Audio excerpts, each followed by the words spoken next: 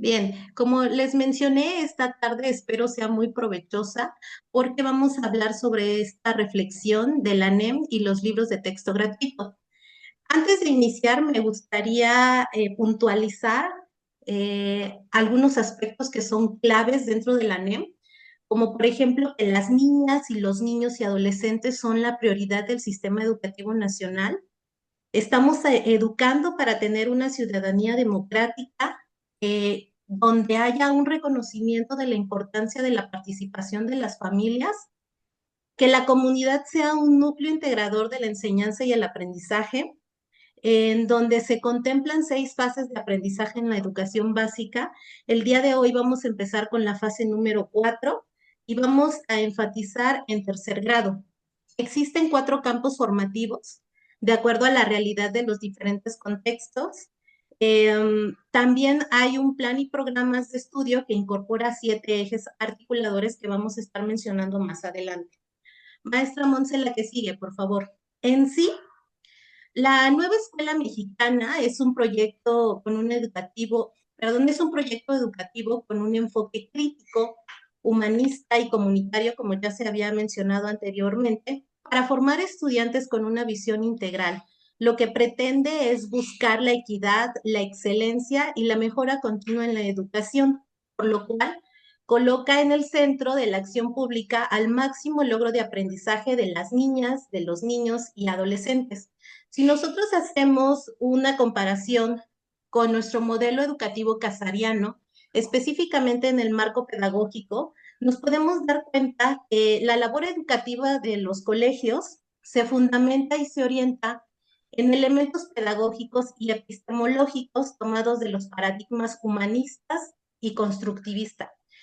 Este paradigma lo que pretende formar integralmente a las personas, trabajar por convertir a los educandos en miembros útiles para sí mismo y la sociedad.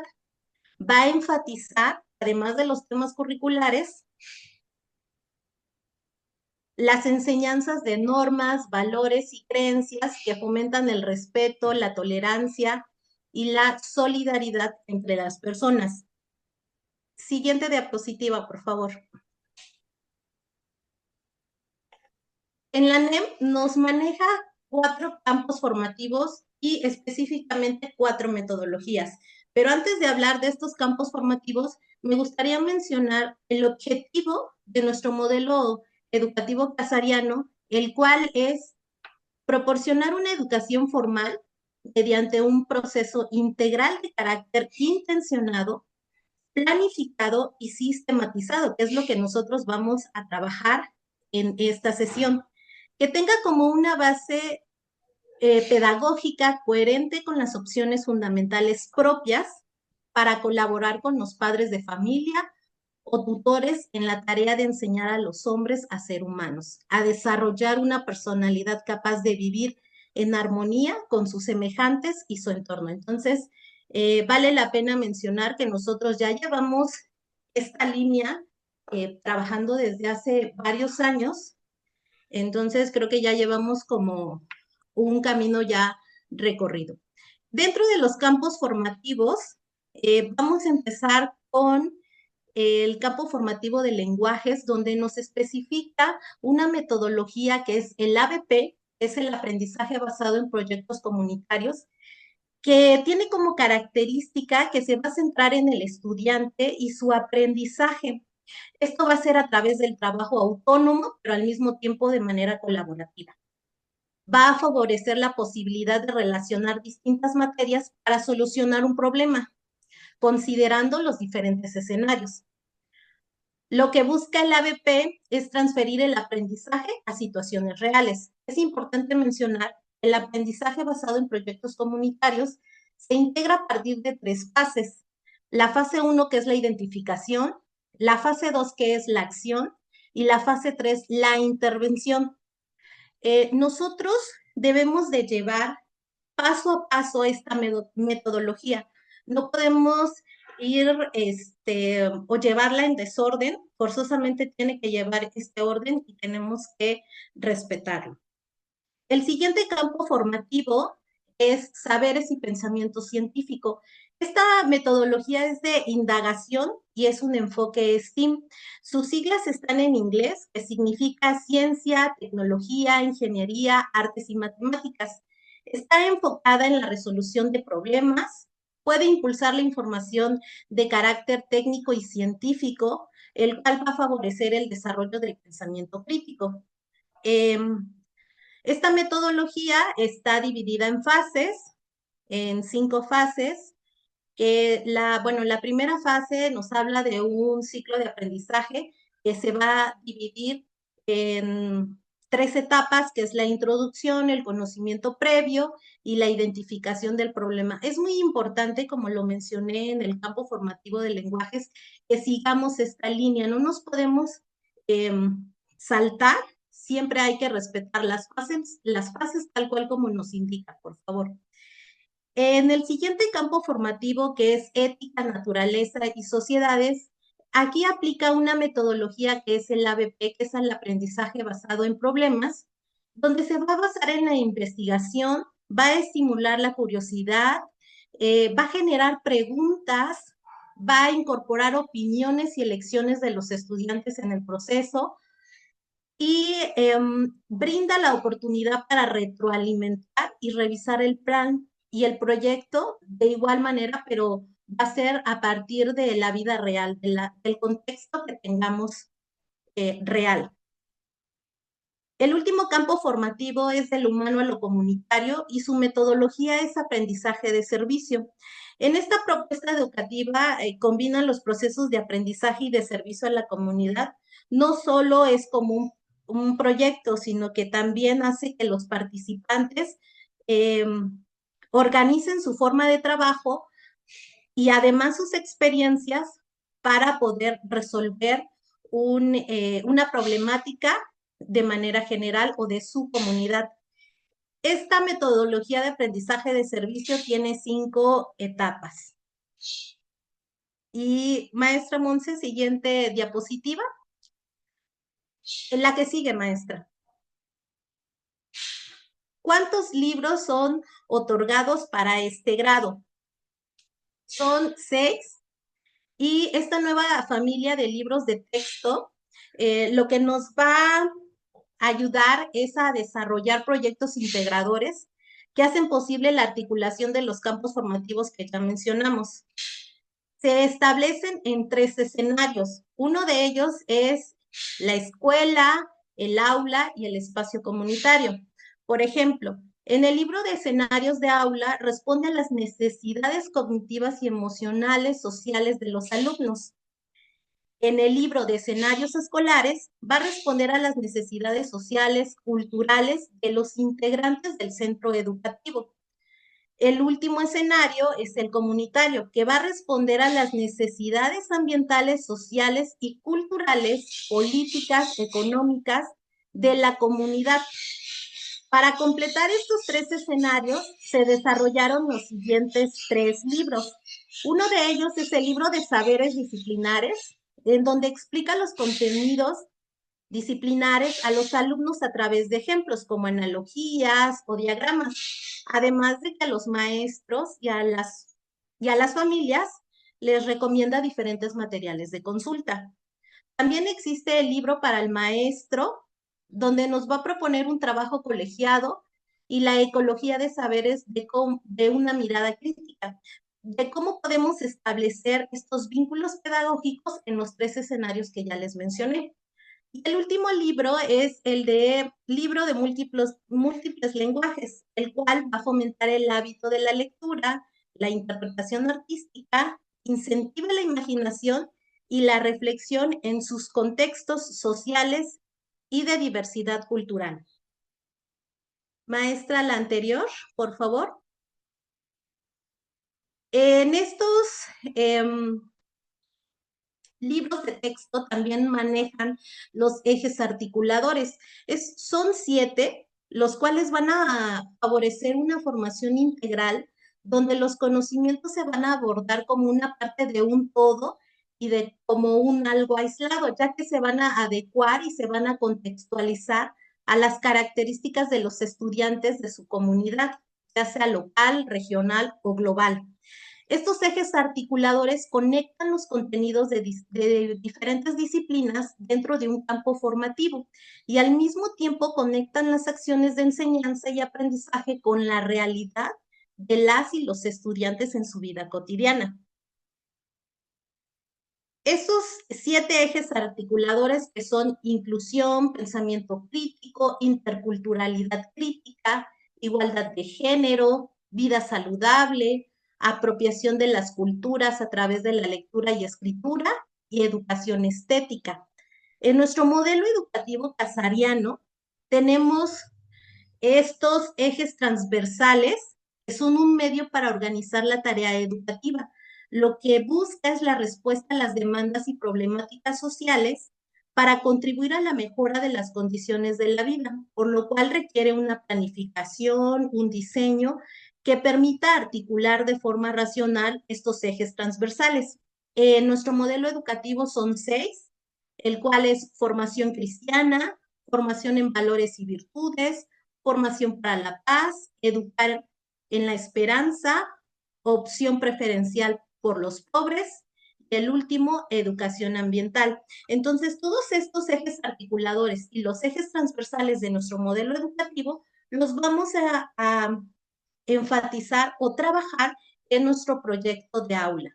Entonces, voy a presentar un ejemplo de cómo, maestra, siguiente diapositiva, de cómo podríamos aterrizar todo lo que ya mencioné sobre los campos formativos, los ejes articuladores, eh, los ejes transversales, la metodología. Entonces, aquí tenemos un ejemplo en donde podemos observar que el primer criterio son los campos formativos. Nosotros específicamente vamos a trabajar el campo formativo de lenguajes. La metodología que vamos a utilizar es el aprendizaje basado en proyectos comunitarios. El nombre del proyecto, que ese lo vamos a encontrar en los libros, de acuerdo al escenario en el que estemos trabajando. El nombre del proyecto es Gotita a Gotita se acaba la agüita. Identificamos la situación del problema, el propósito, el contenido y sobre todo los PDA, que son los procesos de desarrollo de aprendizaje. Y bueno, mi compañera les va a seguir explicando sobre, ya de manera más específica, las actividades y cómo se va a ir desarrollando cada una de las fases.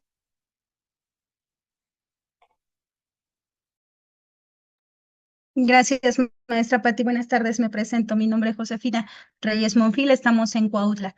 Bueno, vamos a ir siguiendo, pero antes de continuar con todo esto que la maestra Pati ya nos estaba haciendo favor como de irnos introduciendo, a mí en lo personal quisiera pues externarles el gusto por la NEM.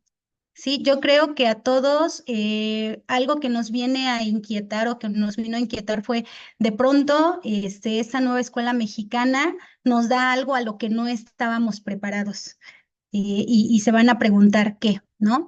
Veníamos muy acostumbrados a que los libros, a que los programas, los planes nos vinieran como bien estructurado, qué es lo que tenías que hacer, cuál era el propósito, qué esperabas y cómodamente, porque algunos maestros también cómodamente llegaban a caer en el de pues me voy con el libro, si ayer hice la página 8 y 9, pues mañana hago la 10 y la 11 y así sucesivamente porque pues tenías que en cierto periodo, bimestre, trimestre, como después empezó a manejar, ya tenías que abarcar ciertos contenidos, ciertas páginas y pues después llegaba el examen y tenías que concluir. Para algunos era estresante porque decías, ¿y qué tal y si no termino llegado ese tiempo? Pero también para otros, insisto, era cómodo el ya tener como los libros. Pero resulta que también de pronto algunas inconformidades de los maestros decíamos, bueno, es que ¿por qué están estructurados así los planes y programas cuando yo soy la que está en el grupo y a veces esos contenidos, a veces esos libros no me son funcionales? Y aparte tengo que cumplir para que en el momento de evaluación pues los niños no me salgan mal. ¿no? Entonces, como que también eso nos estresaba un poquito en el hecho de decir, no es lo que requiero, no es totalmente lo que me está funcionando, sin embargo, lo tengo que trabajar. Entonces, yo creo que a petición de todas estas inquietudes y que realmente cumpliéramos esa perspectiva de decir, pues bueno, si los que nos interesan son los niños y que lo que aprendan sea realmente para la vida, como lo marca incluso nuestro estilo educativo, ¿no? Que realmente sea para la vida, que lo puedan usar. Entonces, teníamos que, en buscar esa utilidad, dijo la nueva escuela mexicana, ok, te vamos a dar autonomía profesional. ¿Qué es esto de autonomía profesional? Pues es esa libertad que tú tienes de decir que necesitan mis niños desde mi diagnóstico para poderlo trabajar. Y que no es lo mismo que van a necesitar los niños de Cuautla, que los niños de Huauchinango, que los niños de Coatepec. Entonces, tienes que ver tu contexto para poder realizar tu planeación y voy a empezar a trabajar con ellos, ¿no? Pero también, pues para algunos nos dio miedo. ¿Cómo? Ahora me dieron autonomía y entonces yo ya puedo decidir qué hacer, cómo hacerlo, cuándo hacerlo. Y de repente entonces hubo maestros que sí entramos en shock de decir, ¿y por dónde empiezo? ¿No? Porque nos decían, solamente te vamos a dar el programa sintético, que recordemos el programa sintético es donde están todos los contenidos y los procesos de desarrollo de aprendizaje que te da SEP, ahora sí a nivel federal, pero obviamente tú tienes que contextualizar, ¿sí? Para que tú lo conviertas en tu programa analítico. Y entonces para eso necesitas tu diagnóstico. Me voy hasta ahí para que ustedes vayan al menos a mí, insisto, viendo lo enriquecedor que ha resultado la nueva escuela mexicana. Entonces, yo puedo decidir a qué ritmo van trabajando mis alumnos, puedo decidir con qué empiezo y con qué termino, porque a veces decíamos, ay, bueno, ¿de qué me sirve que este contenido yo lo esté viendo en septiembre si me era más útil en diciembre, ¿no? Suponiendo cuando veíamos estaciones del año, ¿no? Me gustaría trabajarlo en cierto tiempo porque ahí me resulta, pues más ejemplificado para lo que están viviendo los pequeños. Entonces, insisto, ahora puedes hacer eso. Ahora de tu programa sintético lo vuelves en tu programa analítico y puedes decidir qué enseñar, cuándo enseñar, cómo enseñarlo, ¿no? ¿Por qué? Porque tienes esa autonomía profesional y en esa autonomía profesional lo más enriquecedor es que ahora nosotros como familia casariana sí puedes ir empatando también lo que nuestro padre fundador tenía como sueño. O sea, ahora sí podemos nosotros entrelazar esos ejes transversales que decía hace ratito la maestra Patti, con esos ejes articuladores, con esos campos formativos y entonces lograr lo que parecía un sueño, lo podemos volver realidad, porque tenemos esa autonomía de irlo trabajando, ¿sí? O de irlo empatando o enlazando. Y si nos damos cuenta, como lo decía hace ratito la madre Luzma, y si nos metemos a leer realmente todo el enfoque de esta nueva escuela mexicana y los que ya realizamos el año pasado este primer diplomado de la identidad casariana, nos podemos dar cuenta cómo viene bien plasmado. Por ejemplo, en el estilo educativo de la identidad casariana de nuestro padre fundador, dice claramente, por ejemplo, busca colaboración. Y la nueva escuela mexicana, si se dan cuenta, en todo momento dicen la comunidad al centro. Que los chicos dialoguen, que los chicos vean que no están solos, que los chicos trabajen colaborativamente. Y entonces ahí se hace presente que busquen la excelencia, perdón, y la calidad educativa de una forma integral. Y ahí está el aspecto 6 del estilo educativo, que también lo mismo. Sí, se busca que sea preparación para la vida, pues sí, que sea significativo para los pequeños. Y con ese enfoque humanista y constructivista, claro que lo va a hacer en la vida diaria. Y de ahí podemos seguir desprendiendo y entrelazando cómo nuestro estilo educativo que nos fortalece como familia casariana, lo podemos implementar y va muy de la mano con todo esto que estamos trabajando en la nueva escuela mexicana. Porque además, otra de las características que dice la escuela, que dice la nueva escuela mexicana, que realmente nuestros alumnos desarrollen su pensamiento crítico, ¿sí? A diferencia de otras reformas, esta sí te dice que el niño piense, que el niño comente, que el niño aprenda a sustentar lo que está pensando, que aprenda a poder clasificar la información, cuál puede ser verídica, cuál no. Pero ¿saben qué? Todo eso requiere tiempo, tiempo desde que nosotros podamos contextualizar y poder seleccionar los contenidos, los procesos de desarrollo de aprendizaje que van a necesitar nuestros alumnos y la forma en cómo lo vamos a ir trabajando. Pero realmente también, pues no se va a ver en un año todos estos cambios, sino poco a poco al ir trabajando con nuestros pequeños de esta manera. Y lo ideal es, pues yo agradezco estos espacios que ha promovido la Madre Gloria.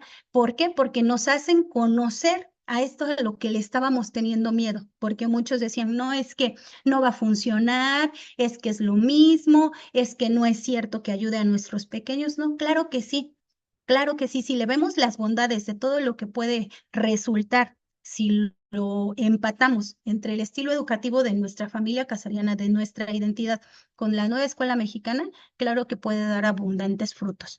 ¿Sí? Pero necesitamos, insisto, ir conociendo a nuestros pequeños y qué es lo que puedan ir necesitando dependiendo del contexto en el que están. Y que no se nos olvide que el enfoque de la NEM es, insisto, la comunidad al centro. Ya no dice solamente el niño solo o la persona sola, sino dice la comunidad. Esto quiere decir padres de familia, maestros, todos los que formamos parte de la comunidad debemos de estar velando porque se vaya llevando a cabo y se vaya desarrollando. Todos somos importantes en esta forma de trabajar, ¿sí? Y ahora sí, perdón, es que tenía que hacer como esa introducción para que ustedes vean lo bonito que puede resultar si trabajamos esto a la par. Entonces, ya mi compañera Patricia les decía de los campos formativos. Algo también importante de resaltar aquí con los campos formativos es que decíamos hace rato, si buscamos una educación integral, ¿sí? Una formación integral en los pequeños, dice la NEM, no podemos seguir fracturando el conocimiento, no podemos seguir separando que esto es de español, que esto es de matemáticas, que esto es de educación física y que entonces cada quien vaya jalando por su lado, ¿no? Lo bonito de la AMNEM dice, son campos formativos y entonces el conocimiento tiene que ser todo en conjunto, no puede ir fragmentado, tiene que ir en conjunto. Bien, ahorita para que lo vayamos entendiendo, nos han ido todavía diciendo, pues que en campos formativos, por ejemplo, de lenguajes, va inmerso el inglés, va inmerso artes y va inmerso el español, ¿sí? Para que tú vayas tomando conciencia de lo que va ahí inmerso. Pero la realidad es que ya no deberíamos de hablar de asignaturas porque eso es fragmentarlo. Tendríamos que, insisto, seguir hablando como campos formativos para darnos cuenta que el niño, en el momento en que empiezas a trabajar un proyecto, ya no se da cuenta en qué momento estabas en español y de pronto ya te cambiaste a matemáticas o ya estás en ciencias naturales, porque, insisto, ya todo lo compactas, ya está en conjunto y no está fraccionado. Y que pues obviamente dependiendo del campo formativo tiene que ser la metodología, ¿no? Que también ya la maestra Patti nos explicaba las características de cada una y el impacto que puede tener, que al final del día cualquiera de las cuatro metodologías, dependiendo del campo formativo, lo que busca es que tenga un impacto a la comunidad.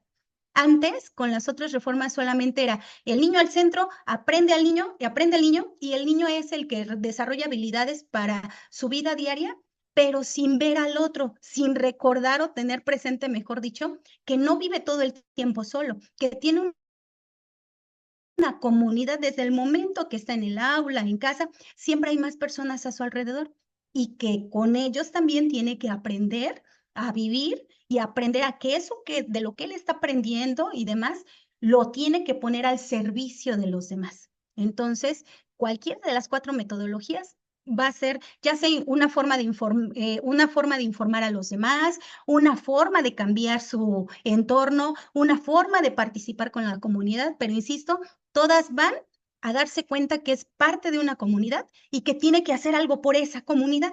Entonces, vuelvo a insistir, si lo empatamos con nuestro estilo educativo, imagínate a un niño que se educa para la paz y que sabe que tiene que ser agente para la paz en su casa, en la escuela, en la comunidad, ¿no? una personita, si estamos hablando de nuestros ejes transversales de identidad casariana, estamos hablando de medio ambiente, de cuidar nuestra casa común, qué bonito que me preocupo yo por el cuidado del agua, el cuidado del medio ambiente, y llego y en conjunto con mis compañeros también nos dedicamos a lo mismo. Bueno, vamos a cuidar la casa común y llegamos a la casa y motivamos a los que estamos en casa para hacer lo mismo y así sucesivamente. Entonces, todos buscan de esta manera no solamente transformar el pensamiento crítico del alumno, sino que éste a su vez, como partícipe en la comunidad, también lo haga, que también la transforme, ¿sí? Y entonces ahí vienen las palabras de nuestro padre fundador, ¿verdad? Primero transformémonos nosotros y después transformaremos al mundo. Entonces es el momento en que lo podemos realizar, ¿sí? Y ahora sí, pues bueno, suena como muy bonito y de repente decimos, ¿y por dónde empezamos, no? O sea, ahorita la maestra Patti nos hablaba de metodologías sistematizadas, y entonces, ¿por dónde empiezo? ¿Qué creen? Que si nos damos a la tarea de revisar los libros, como decía la maestra Patti hace ratito, ya hasta nos lo dan en los proyectos, ¿sí? Hay 3 libros, dependiendo de los escenarios, ahí están los proyectos. Es, insisto, de nuestro diagnóstico, ver qué es lo que requiere mi comunidad, qué es lo que requiere mi grupo, y entonces seleccionar esos proyectos. Y en los libros ya viene estructurado el proyecto desde el inicio hasta el final, ¿sí? Ojo, aunque parecieran recetas de cocina, no lo son. O sea, nosotros elegimos el proyecto que más te beneficie. Sin embargo, lo bonito, como les dije hace ratito de los proyectos, es que tú tienes tu autonomía profesional. Y esto lo comento porque puede ser que haya momentos en el libro que te topes con que digas, ay, esta actividad o este tema como que está muy fuerte para trabajarlo con mis niños, ¿no? O yo no lo trabajaría de esta manera. ¿Qué crees? Que tienes esa libertad de hacer adecuaciones y decir, aunque el proyecto va de pie a pa bien sistematizado, ¿puedes hacerle una variante? Claro que lo puedes hacer. Le puedes hacer modificaciones también. Ah, que mi comunidad requiere más de esta situación, lo puedes hacer, ¿sí? Pero que no te detengas en trabajar los proyectos porque no sepas por dónde empezar, porque los mismos libros te llevan de la mano para ir realizando un proyecto que además, aunque su fuerte sea un campo formativo, como lo vamos a ver ahorita, que su campo formativo fuerte en este proyecto a presentar es lenguajes, eso no quiere decir que no lo puedas vincular con otros campos formativos. Y vuelvo a insistir, y te vas a dar cuenta que no tienes que estar fraccionando el conocimiento, porque al momento de vincular, ya estás relacionando con otros campos formativos sin que te des cuenta, ¿no? Obviamente te das tu cuenta como docente en el momento que haces tu planeación, pero ya cuando los niños están trabajando, ya no, de repente ya no saben cómo tú los vas cambiando de un campo formativo o de otro, o ya empiezas a decir, estamos trabajando esto y también estamos trabajando esto a la par. Sí, espero que hasta aquí nos vayamos dando a entender. Maestra Monse, ¿me ayudas por favor con la siguiente diapositiva? Y pues bueno, les decía hace ratito la maestra Patti, la metodología lleva momentos, en este caso, como fue un proyecto del campo formativo de lenguajes, hay 3 fases, hay 11 momentos, y más que ir leyendo el proyecto tal cual como lo estamos poniendo aquí como referencia, es que se vayan dando cuenta de esta parte. En esta primera diapositiva ya del proyecto en sí, está la contextualización, tiene su propósito, que sería la primer fase en cuestión de la metodología del aprendizaje basado en proyectos comunitarios. La segunda columna marca claramente las actividades a realizar. Así de rápido vamos a ver que desde el principio dice sensibilización por parte del docente sobre el problema del agua en las comunidades, considerando diferentes contextos mundial, nacional y local, porque recordemos que el proyecto a trabajar era el de gotita a gotita, se acaba la agüita. Y pues bueno, ese es un problema ambiental que les aseguro que en la mayoría de las comunidades lo tenemos, y pues que bueno, se va a estar buscando la manera de que los pequeños vean la importancia de este recurso natural, de ver su cuidado, pero también de decir, bueno, no espero que los demás lo cuiden, sino qué puedo hacer yo y cómo puedo invitar a los demás a que también vayan promoviendo el cuidado de la misma. Entonces, vienen aquí pues las actividades muy a la par. Después viene, después de contextualizar, que se haga una lectura, que vean cómo esta vaquita marina pues requiere del agua para poder seguir viviendo. Y, insisto, así van continuando las actividades desde la contextualización a cómo vamos a ir marcando el proyecto. Me gustaría que vean la columna número 3, donde dice vinculaciones para la instrumentación didáctica.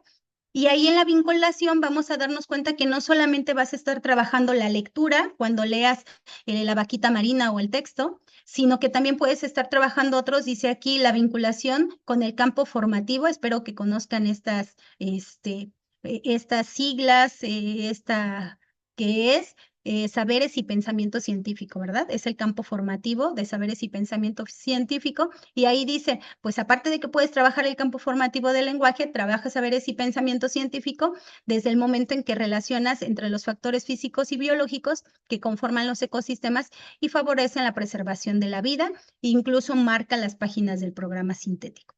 También lo puedes vincular con ética, naturaleza y sociedad en el momento en que haces representaciones cartográficas de la localidad y o comunidad, su ubicación dentro de entidad y del país con relación al conocimiento, función y cuidados de los ecosistemas como sustento de la vida.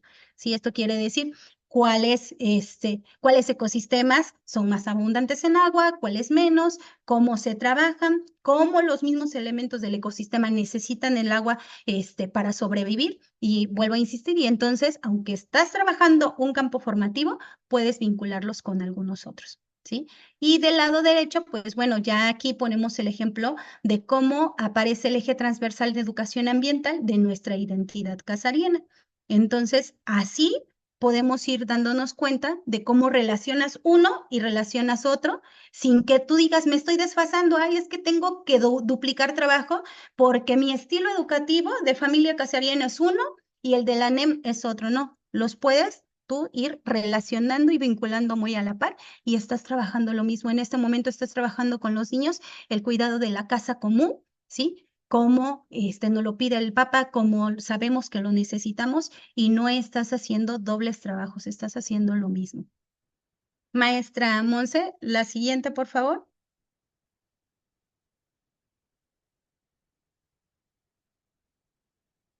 ¿Sí? Seguimos aquí, ahora ya pasamos del momento 1 al momento 2 y 3, lo que haremos, cómo lo hacemos, igual vienen nuestros propósitos, en nuestras actividades ya pasamos de la lectura, ahora dice aquí, primero dice individualmente realizan la lectura de mis primeros pasos en la conservación, el croquis de mi comunidad, porque en la comunidad tienes que ver cuáles son las necesidades, quizás haya comunidades que puedan decir los mismos niños, no, es que en mi comunidad uy, si tenemos un agua una vez por semana es mucha. A veces habrá otros que te digan, no, sí, el mío sí hay todos los días agua, ¿no? Y habrá algunos otros que definitivamente digan, pues no, yo incluso me tengo que trasladar a otro lugar para buscar el agua. Entonces, ellos van a ir viendo cómo en la comunidad puede haber mayor o menor cantidad de agua y a qué se debe y cómo pueden intervenir ellos, ¿sí? Después, aquí vienen las experiencias, círculo de intercambio de experiencias sobre el uso inadecuado del agua en las actividades cotidianas. Entonces, aquí sería, a ver, bueno, vamos a ver las comunidades, en unas hay más, en otras hay menos, ¿a qué creen que se deba? Y entonces en ese momento ponemos a los pequeños a reflexionar a qué se estará debiendo que haya comunidades y a lo mejor ahí mismo ellos te van a ir diciendo, bueno, es que algunas personas la desperdician. Yo he visto que riegan con mangueras, que cuando lavan el carro no lo hacen de una forma prudente, ¿no? Incluso hasta que laven las banquetas con la manguera, no sé, ellos ya sabemos que al trabajar en el grupo, ellos nos dan diferentes ideas y entonces empiezan a hacer, ahora sí, a poner en práctica su pensamiento crítico de decir, bueno, está careciendo el agua, ¿por qué? ¿Quién será el responsable? ¿Quién será el culpable? ¿Sí? Porque más adelante él tiene que reconocerse como agente de decir, ah, ya me di cuenta por qué está faltando esa agua, ¿qué puedo hacer yo y qué puede hacer mi comunidad? Pues para que no siga pasando esto. Y vuelvo a lo mismo, en la tercera pues está la vinculación para la instrumentación didáctica, dice, inicia lo vivencial del contenido curricular de acuerdo con las situaciones del aula. El docente explicará en qué consiste la toma de acuerdos con ejemplos de la vida cotidiana. Algo que es muy importante, lo que vive el niño día a día para que, antes que decíamos, imagínatelo, piensa como que estás ahí, ¿no? No, no es lo mismo de que estés diciéndole, imagínate, ya es de lo que vives ahorita, a qué te estás enfrentando, a qué escuchas que se están enfrentando los demás y entonces qué cambios podemos hacer, ¿sí? Porque después en esta leyenda dice la protectora de las aguas, ellos se van a empezar a poner en el papel de poder decir, yo también puedo proteger ese recurso natural, ¿sí? Y si nos damos cuenta, seguimos insistiendo en nuestro estilo educativo, viene ahí la parte en que ellos mismos pueden trabajar colaborativamente. Dice colaboración, trabajar en colaboración significa compartir una mística, metas y proyectos. Implica poner el saber propio en favor del bien común. Requiere diálogo y apertura de las aportaciones de los otros, porque quizás los mismos niños, alguno caerá en que él ha sido el que ha desperdiciado el agua, el que ha ocupado la manguera para regar alguna vez, ¿no? Y entonces tendrá que escuchar a los demás y decir, ¿seré yo? O quizás tengo que cambiar mi manera de ser y tendrá que tener la escucha atenta, que esa es otra de las cosas bonitas de la NEM. Recuerden, tiene también en su enfoque un enfoque dialógico, que quiere decir diálogo, en todo momento diálogo, diálogo de lo que tú estás pensando, de lo que tú crees, de lo que tú consideras, pero si mi compañero está hablando, entonces yo escucho, ¿no? Y también favorece a la escucha atenta. Entonces es